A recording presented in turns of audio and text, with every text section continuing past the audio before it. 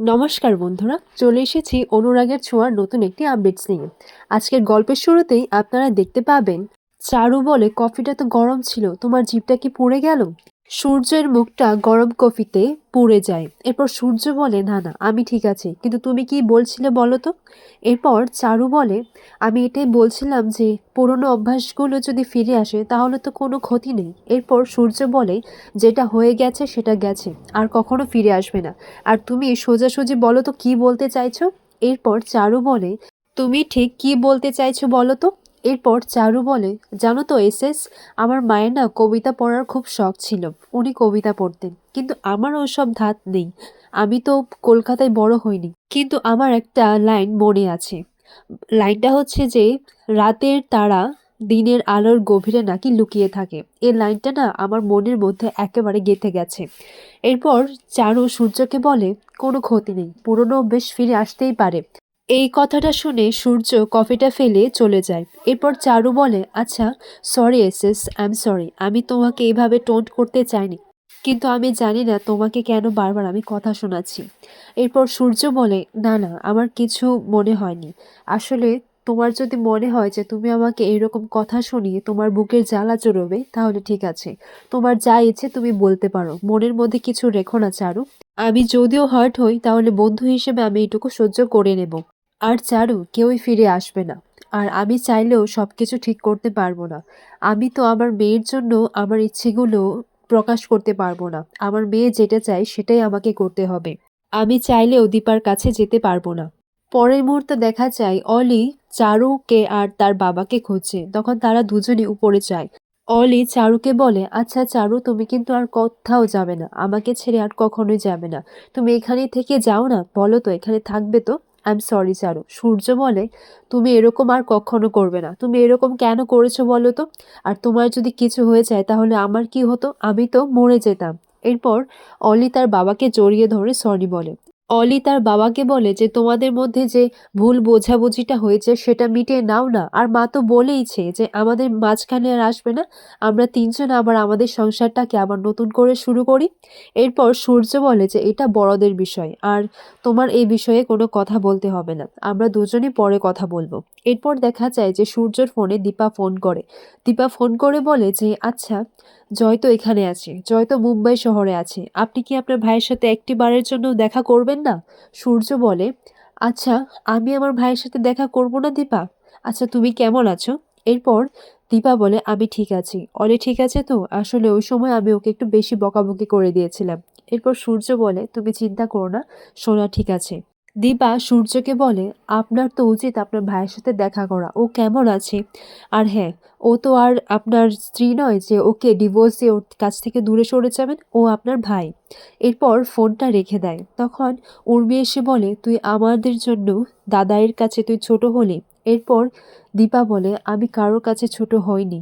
পরের দিন সকালে জয়ী বলতে লাগে যে বাবাকে না জানিয়ে তো কোথাও যেতে বারণ করেছে, কিন্তু এখন কি করি? এরপর জয়ী বাবার জন্য একটা ভয়েস মেসেজ করে যায় যে সে ক্লাস সেরে অলিদের বাড়িতে যাবে। এইদিকে সাক্ষ্য স্যার দীপার জন্য অপেক্ষা করছিল সকাল থেকে, বলে যে আমি আপনার জন্যই অপেক্ষা করছিলাম। দীপা বলে, কিন্তু আমার তো লেট হয়নি। তখন সাক্ষ্য স্যার বলেন, হ্যাঁ জানি, কিন্তু একটা গুড নিউজ আছে, আর সেটাই আপনার সাথে শেয়ার করতে এসেছি। সাক্ষ্য স্যার বলে যে জয়ীর অপারেশনটা হয়ে যাবে, আর হ্যাঁ, ওটা ঠিকও হয়ে গেছে আর ফাইনাল হয়ে গেছে। এরপর দীপা বলে, এ তো খুব ভালো, তার মানে জয়ী আবার চোখে দেখতে পারবে। এরপর সাক্ষ্য স্যার বলেন, হ্যাঁ, ভগবান যেন তাই করুক। এরপর সাক্ষ্য স্যার দীপাকে বলে যে, আচ্ছা, ওটা তো মেয়েদের ব্যাপার, মানে যদি কিছু প্রশ্ন করে তাহলে আপনি কি একটু মানে নিজের মেয়ের মতো করে আপনি কি যাবেন? তারপর দীপা বলে, বুঝতে পেরেছি স্যার, আমি যাব। এরপর সাক্ষ্য স্যার এই বিষয়টা জয়ীকে জানাতে ফোন করে, আর জয়ী বলে যে আমি তো অলিদের বাড়িতে আছি, আমি তো ভয়েস নোট পাঠিয়েছিলাম বাবা। তখন সাক্ষ্য স্যার বলে যে, ও আচ্ছা, ঠিক আছে, তুমি ওখানেই থাকো, আমি এক্ষুনি আসছি।